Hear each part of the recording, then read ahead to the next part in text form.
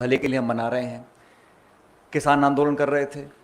अब जिन नौजवानों के लिए योजना बनाई गई है वो सड़कों पे हैं, पूरे देश में आंदोलन हो रहा है। तो जिनके भले के लिए आप स्कीम बना रहे हो, अगर वही आपके खिलाफ आंदोलन कर रहे हैं तो विनम्रता पूर्वक केंद्र सरकार को इसको रोक देना चाहिए। स्कीम से लाभ बहुत कम है और नुकसान बहुत ज़्यादा है।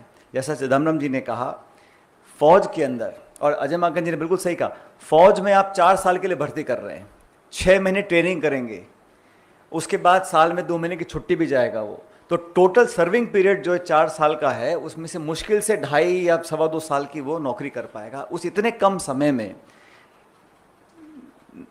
नाम नमक और निशान की जो बात कह रहे थे ये बिल्कुल सही है। फौज में सरहद पर खड़े होकर देश के लिए शहादत देने के साथ साथ अपने साथियों के साथ एक असमरणीय एक जज्बात पैदा होते हैं। और जिन लोगों ने फौज की वर्दी पहनी है वो समझते हैं कि इसमें समय लगता है। जब एक नौजवान को मालूम है कि 2.5-3 साल के बाद उसको वो यूनिट बटालियन छोड़नी है, तो वो संबंध, वो व्यवहार वो नहीं बना सकता, ये सर्वविदित है। लेकिन जानबूझकर इस स्कीम को डाला गया है। हम समझते हैं इस स्कीम को तुरंत प्रभाव से रोक देना चाहिए। फौज के अंदर हमारी भारत की सेना किसी सरकार, किसी पार्टी, किसी दल से बहुत ज़्यादा कीमती है। सदियों से, दशकों से हमारे सैनिकों ने हमारे देश को गौरव दिया है। आज उनके भविष्य के साथ, उनके रिक्रूटिंग जो प्रक्रिया है उसके साथ, और विशेष रूप से करोड़ों करोड़ों नौजवानों के साथ जो खिलवाड़ करने का काम हो रहा है, ये आज से पहले कभी किया नहीं है।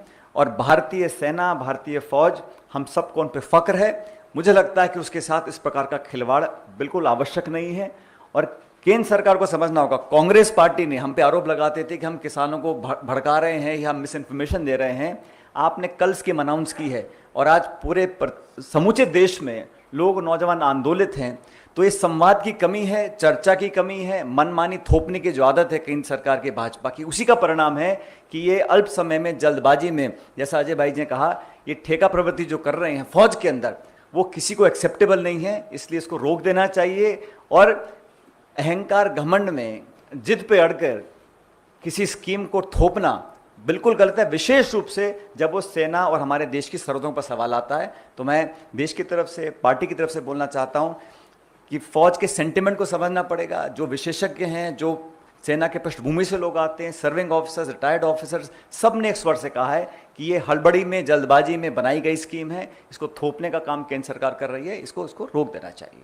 मेरा ये मानना है कि 4 साल का जो उन्होंने शगुफा छोड़ा है, ये सिर्फ ठंडे छींटे डालने के लिए है। देश में निवेश नहीं हो रहा, उद्योग नहीं लग रहा, अर्थव्यवस्था चौपट हो रही है, लोगों को रोजगार नहीं मिल रहा, आपके 2 करोड़ का वादा फेल हो रहा है। इसलिए आपने कुछ एक करने की कोशिश करी है लेकिन नाकाम हो रहे हैं। बेहतर ये होता कि नौजवान जो पढ़े लिखे हैं उनके लिए आप रोजगार के अवसर तलाश करें, यहाँ निवेश हो, इंडस्ट्री लगे, फैक्ट्रियाँ लगें, लोग और एम्प्लॉयमेंट ढूंढें। लेकिन आपने 4 साल तक के लोगों को कर दिया। 4 साल के बाद 3 लाख लोग वापस सड़क पे आ जाएंगे और क्या गारंटी है कि उनको नौकरी मिलेगी? फिर वो विध्वंस पैदा होगा। तो ये शुभ संकेत नहीं।